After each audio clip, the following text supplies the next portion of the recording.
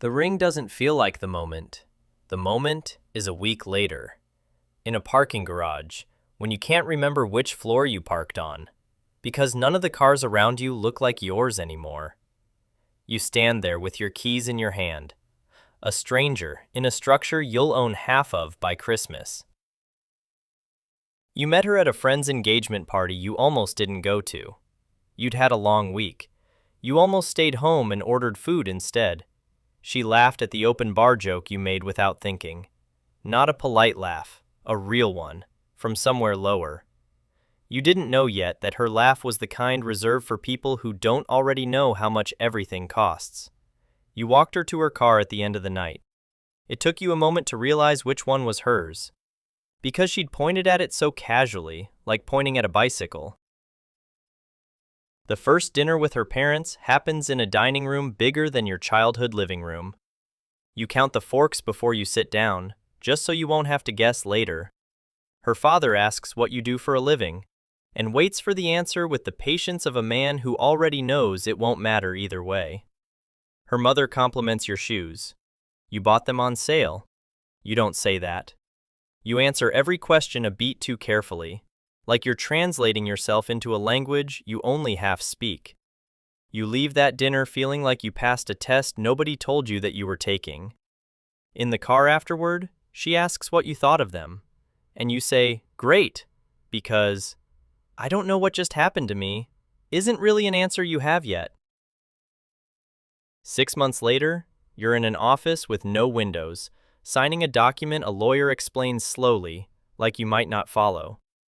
A prenup isn't paperwork, it's an inventory of exactly what you're allowed to keep if this ever ends. You read every page. You understand maybe half the language and pretend to understand all of it. You sign it. You tell yourself the money was never the point. You believe that completely, until the number arrives that makes belief optional. You make $40,000 a year, have for 3 years. It felt like enough, before you knew what enough was standing next to. The first time you visit the house that will become your house, a man named Warren opens the gate before your car has fully stopped. He's worked there for 14 years. He calls you sir before you've said a word. Something in you wants to correct him. Something else already knows not to. You walk through a garage with 4 cars in it, none of them yours. All of them idle. All of them insured for more than your annual salary. You ask out of habit what one of them costs, and the silence that follows tells you the question itself was the mistake. You realize the house was already finished, long before it had any reason to know your name. A house like this was never waiting for you. It was only waiting. That night, you call your father to describe it, and you run out of details halfway through, because you don't actually have the words for a closet the size of your first bedroom. He goes quiet on the other end. Then he asks if you're happy. It's the only question anyone in your old life ever really asks. The wedding cost $600,000. You know the number because you saw the invoice, left face up on the kitchen island, like it was placed there on purpose. You do the math without meaning to. What that number would have covered in your old life. A down payment. A decade of rent. A life. Your father doesn't cry during the vows. He goes quiet instead, doing arithmetic on what his own wedding cost in a union hall 30 years ago. And the number won't stop looping. At the reception, he shakes hands with men whose watches cost more than his truck, and does it with a steadiness you didn't know he had. You don't correct anyone who calls you lucky. It's easier to let the story write itself. The honeymoon photos end up in a magazine you've never bought. Someone tags your face in a comment section you didn't know existed until your cousin sends you a screenshot. You count 17 comments calling you a lottery ticket before you stop counting. One of them uses your name like they've always known you. They haven't. There's $0 in the account with only your name on it. Not because you're broke, because you never needed one. The joint card works everywhere. The joint card has no limit anyone's ever mentioned out loud. You still check prices out of instinct, in a store where nobody else does. A man who checks the price is still living in his own life. A man who stops is starting to live in someone else's. Your old friend group calls twice a week now, down from 10. Not a decision, just a drift. The group chat gets quieter first. Then it just gets shorter. You show up to a poker night in a car that costs more than the house it's held in, and park it down the block on purpose. Nobody asks you for anything. That's the part that gets you. You keep waiting for the ask. It never comes. Money doesn't end friendships.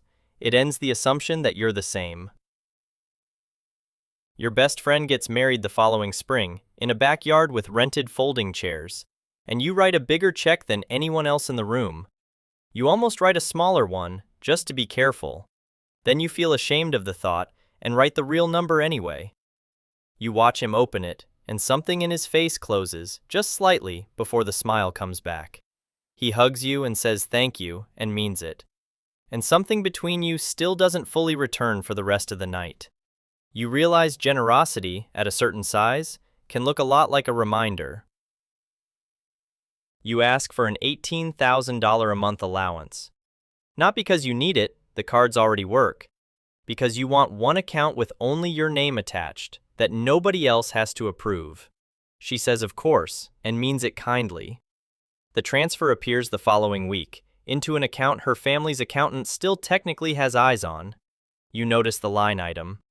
You don't mention that you noticed. There's a difference between having money and having your own money. No number closes that gap by itself. The first thing you buy with it is small. A watch, nothing special. The kind you could have afforded on your old salary if you'd saved for a year. You wear it more than anything else you own. Nobody in the house ever asks about it.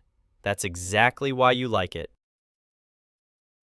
Her father sets up a $2.3 million trust the week you tell him you're expecting. Not for you. For a person who doesn't have a name yet.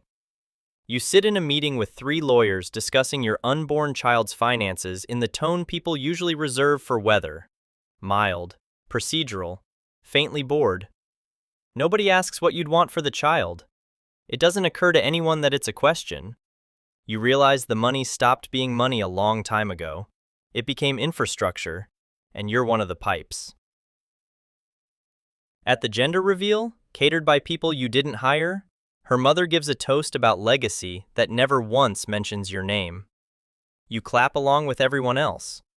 Someone leans over and says kindly that the baby is lucky to be born into all this. You tell yourself it doesn't matter whose legacy it is, as long as the child is loved.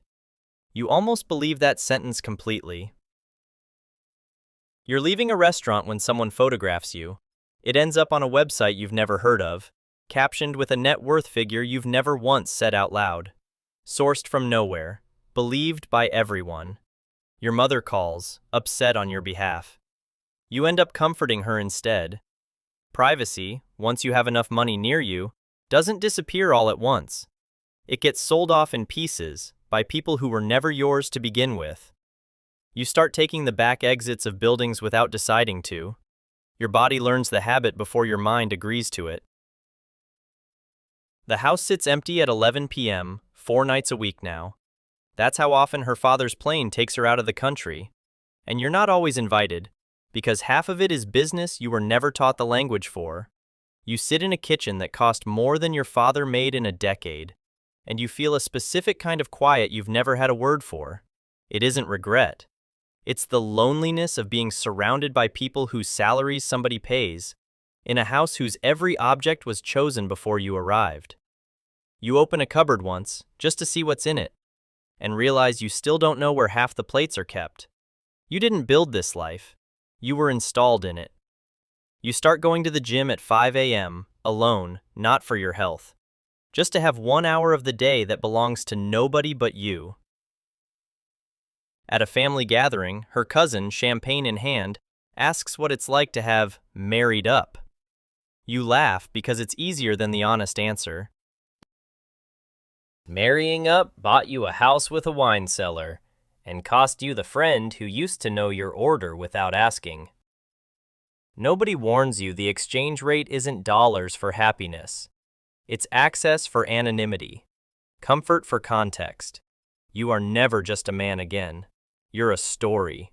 A headline waiting to happen. A "how did he land her" whispered behind a hand. Your father visits once, for 2 days, and spends most of it standing very still in rooms, like he's worried he'll break something just by existing in it. He asks Warren's name on the second day, and uses it every time after that, like he's trying to make sure at least one person in the house gets treated like a person. Before he leaves, he hugs you longer than usual and says, "You okay in here?" You say yes. You've gotten good at that answer too. Your 5-year-old son asks why you don't go to an office like the other dads. You start explaining trusts and boards and holding companies. Then you stop, because none of it answers what he actually asked. You settle on the truest thing you can say. "I used to have a different life." He nods, satisfied the way kids are satisfied by any answer that ends the questioning, and goes back to his drawing. You watch him for a minute, and wonder which version of this life he'll think was the real one. Some nights you still think about a studio apartment with bad water pressure and a fridge that hummed too loud. You don't miss the apartment, you miss the man who lived there, the one nobody had to wonder about, the one who was just a person, fully, without an asterisk next to his name. He's still in here somewhere. He just doesn't get invited to the gatherings anymore. If you've ever wondered what actually waits on the other side of marrying rich, not the fantasy, the real weight of it, there's more like this, if you want to keep thinking it through. What point in this story would have been the one that changed something for you?